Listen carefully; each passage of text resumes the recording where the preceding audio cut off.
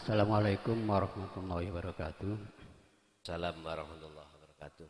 Pak Yai ngapunten sajane pun pegel kabeh. Ibu-ibu nanane iku mangono pun. Keranten niki kula wau dibedhi-bedhi kali santri jenengan Pak Yai. Takono caman. Kita madawa ngeten. Critane kita madawa. Pak Yai, ngapunten Pak Yai. Nggih. Nggih alhamdulillah. Pundi sing takon iki? Kula. Oh, nggih. Ngantek Pak. Nggih. Ngantek Pak Yai. Nggih, nggih, jeneng Mbah. Jeneng ngantek. ngantek. Dadi shootinge ben cetha. Ngapunten Pak Yai. Nggih. Menurut pengalaman kula, saestu ngapunten Pak Yai. Ngajine niku pun dawa-dawa. Cukup 1 jam dibagi Pak Yai ini setengah jam, sing bertanya setengah jam. Otomatis setengah jam niku lek sitok-sitok 5 menit jawabane, lek wong 4 misalnya 20 menit. Ngapunten Pak Yai, lek kedawan mangaji apa? Embuh kaya banyu gelek-gelek seger-seger ngoten to lho. Dadine kula nate kepedang Pak Yai dugi Ustaz ngaji sak bab ae banjur mustame iki iso nglakoni ganjarane iku padha 100 rakaat salatan. Wakilah 1000 rakaat. Niku sing ngrungokno. Lah Pak Yai ne mungkin triliunan rakaat. Nggih, ngapunten Pak Yai. Nggih. Kula ngapunten kula ngaji teng Pak Yai niki isana 3 kali niki. Pertama ngene Haji Basori waktu waliman. Sing kedua kalau winginane niku Pak Yai. Nggih. Pak Yai rawuh saniki takon malih. Niki wau kula ngapunten mboten pamer. Niki wacahe istighosa rutin sepandhe. Nggih. Niki wau kula nderet istighosa pun pamit nampi arek-arek. Sepedaku delen njopo ae, ojo jero-jero. Engko aku separuh melok. Separuh melok kene, separuh melok kono. Wonten keterangan antara ngaji sampai istighosa gedean ngaji ganjarane. Lah kula nderek sing iki Pak Yai. Lah kula pesen kali Pak Yai, ojo dawa-dawa. Lah iki nek dawa-dawa ngene iki aku mulai ae niku takon bal wis jam piro Rim? Jam 09.10. Wis jam piro wis ngantuk Pak Yai. Nggih. Niki Pak Yai, Pangestu. niki kanggo napa niki Pak Yai. Pertanyaanku lho Pak Yai. Kan niki wau membahas nafsu. Nggih. Kula piyambak niki lek setir nafsu ambek malaikat beda. Lek setir nafsu condonge nang kaelekan. Lek setir malaikat insyaallah nang ngene sing kapian. Niki kula nate ngaos Pak Yai, sebelah kula niki yang Pasuruan Pak Yai. Nggih. Nisor kula Pasuruan. Kula tanggoe. Kula tanggoe tapi nang Sidoarjo Pak Yai. Nggih. Terus saya Pak Yai Gusti Allah iku weruh. Semut ireng Munggah manggon kene sepatu ireng. Waktune peteng dedet Gusti ana ku weruh. Semut ireng ana ndi? Niki insyaallah kula lek ngrasapi napa maknane Pak Yai ngomong ngoten niku. Apa yang kula perbuat di mana saja walaupun tidak ada orang, apik atau elek, Gusti Allah ku weruh Pak Yai. Ini Mang Yai, ngapunten Pak Yai. Bismillah malih ngapunten Pak Yai. Assalamualaikum warahmatullahi wabarakatuh. Waalaikumsalam warahmatullahi wabarakatuh. Pendapat Pak E saya terima dengan lapang dada. Sepakat ngaji ini setengah jam, 1 bab apa yang dibahas, kemudian tanya, ya tambah sawan nang kula. Lah ngoten nggih, tambah sawan.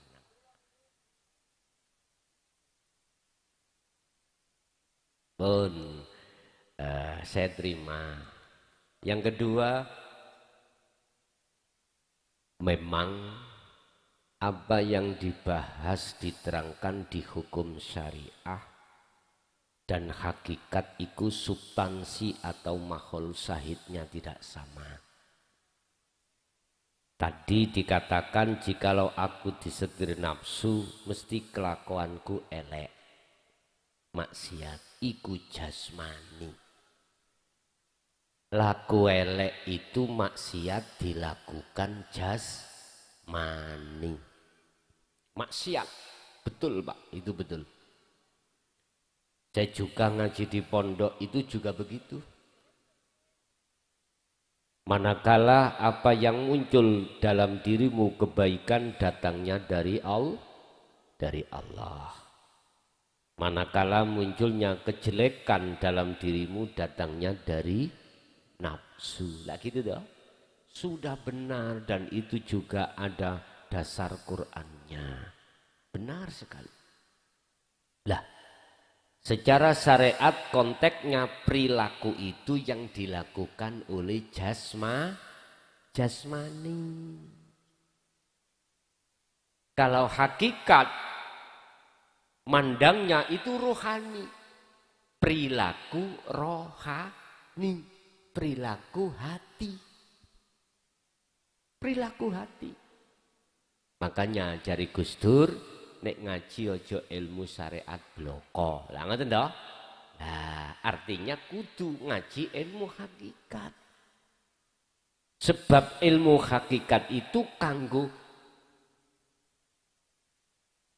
ngenalno nafsu di dalam hati kita masing-masing. Kalau itu innahu lakum aduwwum mubin, itu mungsuhmu sing nyoto.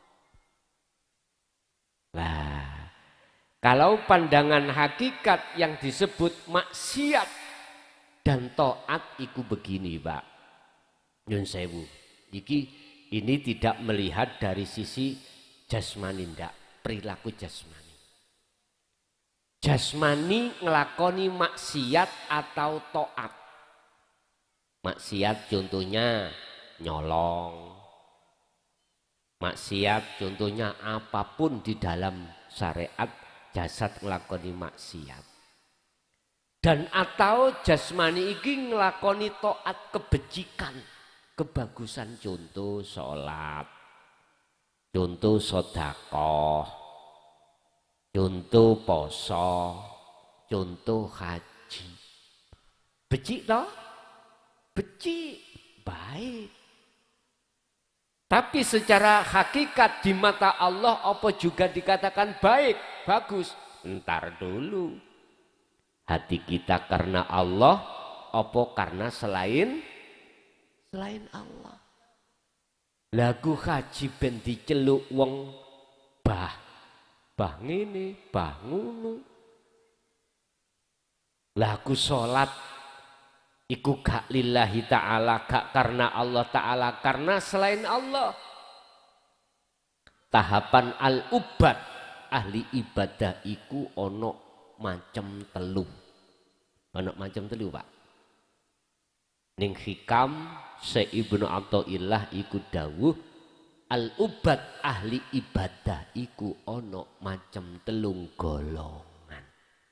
Siji, ahli ibadah iku ben disawang wong. Contoh kula, saya. Kula niki nang griyane panjenengan dikon ngimami, jenengan calon maratuwa kula. Segala bacaan tak pipii, sholat tak pipii cara syariat, tapi ning atiku karena di belakangku ada maratuwa. Syarat rukune yang menjadikan sahnya sholat tak cukupi. Intine kita sholat itu masih ingin dilihat orang lain.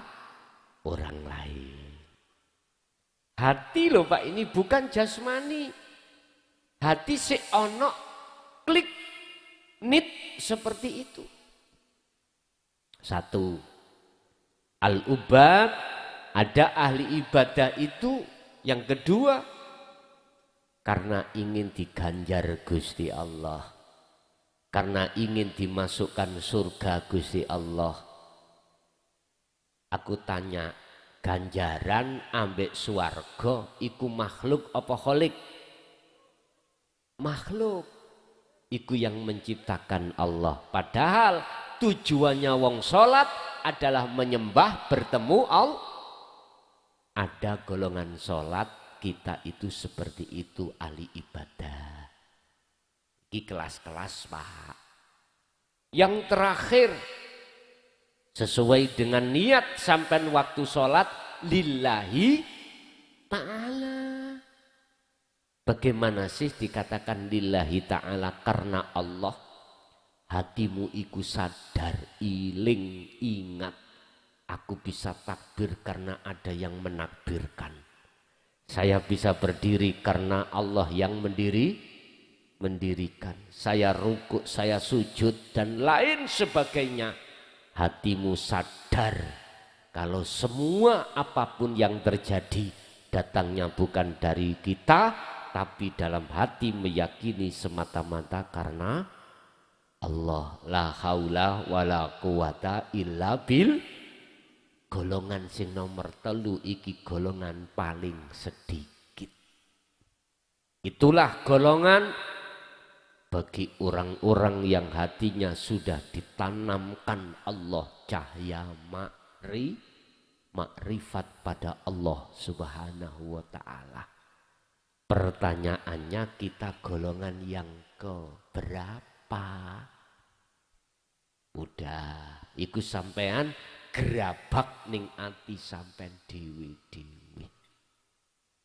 Tadi ono tembung semut ireng menclok ning sepatu ireng, peteng det ya ora ketok apa-apa. Artinya apa Pak? Hati manusia dikelompokkan Allah menjadi kelompok 2. Ahli hijab dan ahli suhud. Ahli hijab. Ahli hijab inilah yang peteng dedet alias gelap gulita kepada Allah. Gelap gulita pada Allah. Artinya hati selalu lalai pada Allah. Pak, umur kita itu berapa Pak sekarang? Terus sisa umur kita yang belum kita jalani berapa? Sing sapa wonge tatkala ning donya atine kok sik peteng menyang Allah. Terus ketututan mati, maka di akhirat pun juga gelap. Buka di dalam surah Al-Isra ayat 72. Man kana fi hadhihi a'ma fahuwa fil akhirati a'ma wa adallu sabila. Barang siapa saat di dunia mata hatinya gelap terhadap Allah, maka di akhirat pun juga begitu. Wa adallu sabila, dan jalannya lebih gelap lagi. Nggih niku wau terus sembahe semut ireng menclok ning sepatu ireng tengah wengi peteng dedet. Loh, Allah tahu terhadap siapapun hatinya yang posisi di situ. Gak kesak dibujuk Gusti Allah. Contoh saya, kelihatannya saya itu secara fisik ibadah, wapik-wapik, gak tahu maksiat. Tapi Allah tahu kalau hatiku masih gelap pada Allah. Pada Allah. Estu Pak. Saya ini bukan kok yo sok suci dewi, enggak Pak. Kita itu sama di sini itu. Cuman kewajiban saya memeringatkan terhadap saudara saya yang ada di syariat supaya minggah ke hakikat. Hanya itu. Gak ada maksud yang lain. Sebab itulah bentuk kasih sayang Allah yang bersifatkan ar-rahim terhadap hambanya. Ingat, Innallaha la yanduru ila suwarikum wa amwalikum walakinnallaha yanduru fi qulubikum. Gusti Allah iku gak ndelok, tidak melihat bagaimana pandangan jasmani kita, ndak. Walakinnallaha yanduru fi qulubikum, tapi Gusti Allah iku melihat bagaimana rohaniahmu itu. Apakah betul-betul karena Allah? Apakah betul-betul imannya hanya pada Allah yang kumaksud bukan nama itu? Hanya itu, Pak. Sebab akeh wong beribadah secara dohir, tapi hatinya masih bil faksha wal mungkar. Padahal inna sholata tanha anil faksha wal mungkar. Sholat yang bagaimana? Yang mencegah perkara faksha dan mungkar. Hanya satu, itulah sholatnya seseorang yang bertemu Allah. Lihat Al-Mu'minun ayat 1 dan 2. Qad aflahal mu'minuna alladzina hum fi sholatihim khashi'un. Khusyuk itu ada di situ. Di situ, Pak. Bapak Ibu, Yun Sewu, yang membuat gelapnya hati kita itu perkara selain Allah. Mohon maaf, contoh saya perilakunya nggak pernah maksiat. Selalu jasad iki di mata manusia itu taat. Tapi ning atiku, aku merasa diriku yang bisa melakukan. Loh, justru yahjubuhum bi'ibadatihim. Allah akan menutupi rasa apiku nang diriku terhadap Allah. Akhirnya hatiku gelap pada Allah. Allah tahu, nggak bisa kubujuk nih. Kalau di mata manusia sih bisa kututupi, tapi di mata Allah nggak bisa, Pak. Ingat, innama amwalukum wa auladukum fitnah. Semua itu yang dihadapkan Allah adalah ujian. Ujian, Pak. Nggih, mohon maaf. Saya bukan sok kengalimen boten, sok kesucian boten. Sama kita itu. Hadir di sini adalah hati yang masih kotor. Hati yang masih kotor. Kalau jasmani sih, ya itu tadi. Makanya saya katakan, pandangan syariat dengan pandangan kacamata hakikat itu enggak sama. Kalau pandangan kacamata syariat, perilaku jasmani. Pandangan hakikat, pandangan Allah, itu perilaku rohani. Tutupono koyo opo, kalau hati masih ada syirik, masih ada takabur, masih ada riya, masih ada hasud. Inilah yang kumaksud perilaku rohani yang selalu bil faksha wal mungkar. Jadi beda pandangan, Pak, ya. Mohon maaf. Oke. Jadi kalau terima, kalau memang yang dikendaki masyarakat jamaah sini hanya setengah jam, saya menyampaikan materi yang setengah jam untuk tanya jawab. Aku yang ngucap alhamdulillah. Nggih. Monggo. Barangkali ada yang lain.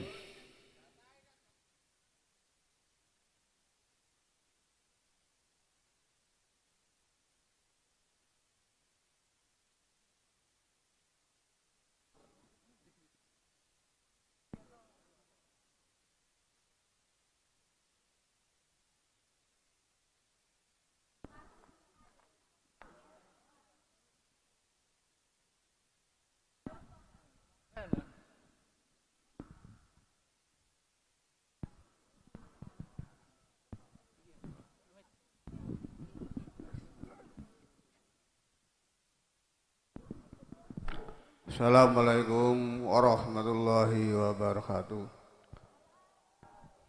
Alhamdulillahirabbil alamin. Kula tasih dibaringan petunjuk karena Allah Subhanahu wa taala sakit duki wonten mriki pangenan tansah pinaringan sehat walafiat. Kula nggih matur suwun sangat atas pituturipun saking Allah.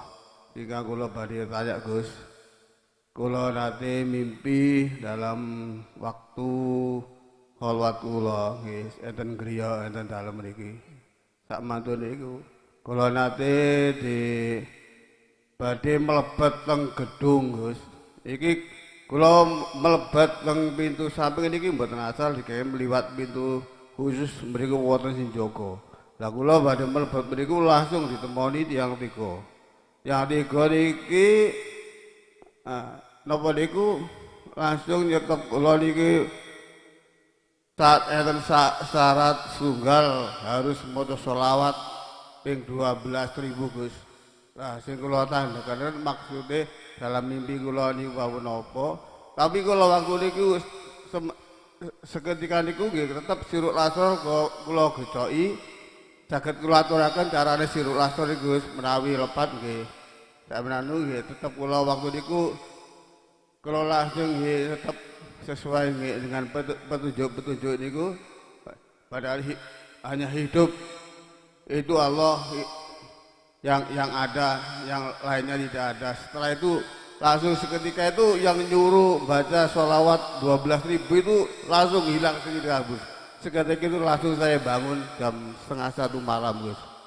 Dan itu aja yang saya tanyakan Gus. Dan mimpi saya itu maksudnya apa gitu. Assalamualaikum warahmatullahi wabarakatuh. Waalaikumsalam warahmatullahi wabarakatuh. Ketika si salib niki pelajaran ini rada menjero dedik nggih. Ketika si salib suluk menuju wusul datang Allah dengan dibekali kunci babus salam, babu musyahadah, yaitu al-dzikru bisiril asrar.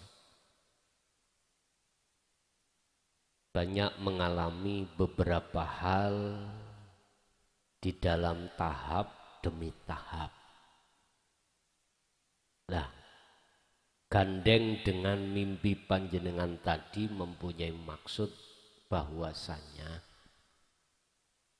membuka pintu itu harus membawa kunci. Si salib bisa sampai ke musyahadah harus membawa kunci musyahadah. Kita tahu di dalam Al-Quran diajarkan Allah lewat beberapa kalimat tauhid. Di dalam syariat kita diajarkan kalimat tauhid la ilaha illallah. Terus memunculkan dzikir jahri. Di dalam thariqah kita juga diajarkan tauhid la ilaha illa huwa. Memunculkan dzikir sirri. Kita dalam hati selalu mengumandangkan Allah, Allah masih menyebut. Di dalam hakikat kita diajarkan juga tauhid la ilaha illa anta yang memunculkan dzikir sirul asrar. Dzikir yang sudah tidak mengucap bila suarin wakalamin walaftin, tidak. Apa sih sirul asrar itu? Di dalam rahasia ada rahasia lagi. Makanya rahasianya rahasia. Sehingga enggak bisa kau sebut. Bahasa Quran disebut Rob. Robbikum. Rob. Ya. Itu harus dengan iman, harus dengan rasa. Itulah sebagai kunci kemusyahadah. Itulah kuncinya la ilaha illa ana. Inilah ajaran tauhid di makrifat itu di sini. La ilaha illa ana, inilah inti wahyu segala inti. Wahyu yang diturunkan terhadap para rasul, inti yang paling inti adalah la ilaha illa ana. Wa ma arsalna min qablika mir rasulin illa nuhi ilaihi annahu la ilaha illa ana fa'budun. Al-Anbiya 25. Ini inti. Untuk bisa sampai ke inti, ke makrifat, wajib membawa kunci hakikat, yaitu zikir sirul asrar. Siapakah orang tiga itu? Mohon maaf, bahasa syariat malaikat yang menjaga pintu musyahadah. Syariat.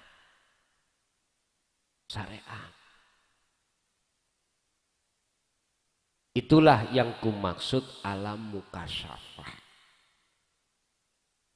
Ketika jenengan ini memfungsikan dzikir sirul asrar, maka iman selain Allah itu sudah fana alias tidak ada. Termasuk orang tiga tadi akan lenyap.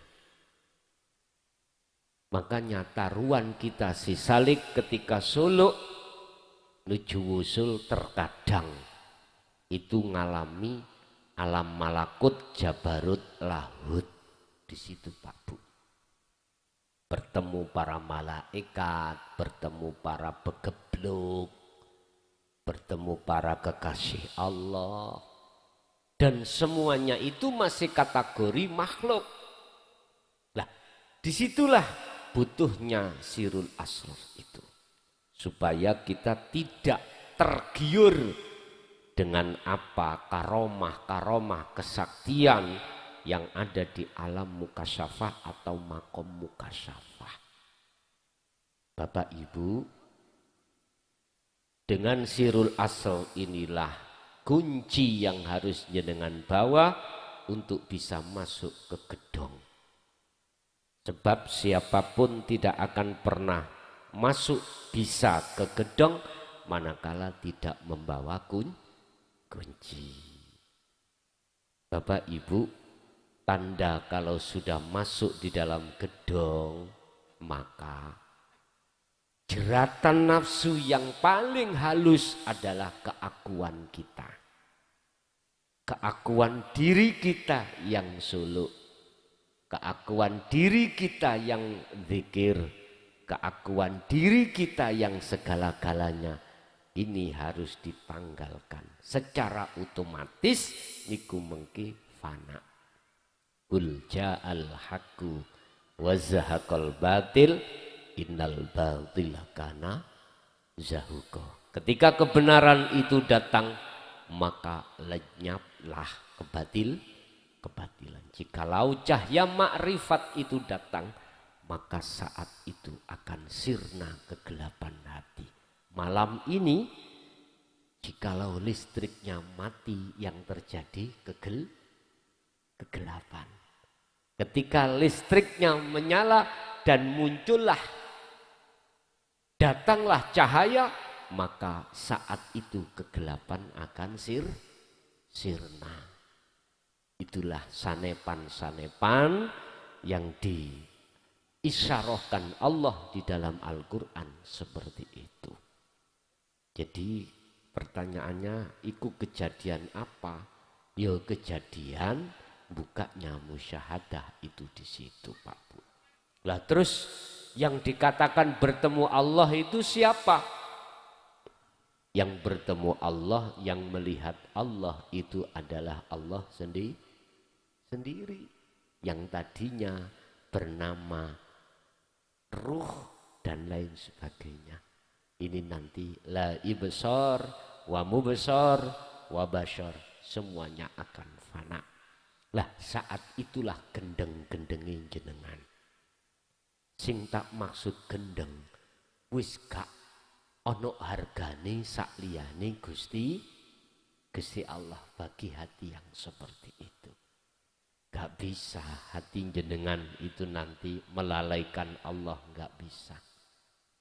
Waktu makan selalu ingat kamu, waktu tidur selalu ingat kamu. Apapun hati sadar kalau semua itu yang berperan hanyalah Allah. Ada lagi, monggo. Udah cukup? Bapak Ibu hadirin jamaah rahimakumullah. Apa yang telah diberikan Allah mulai awal sampai akhir yang masih sebatas ilmu dan teori, semoga menjadi ilmu yang bermanfaat dan barokah terhadap kita dan keluarga anak putu kita, dan Allah mentakdirkan juga kita mengamalkannya. Al-Fatihah.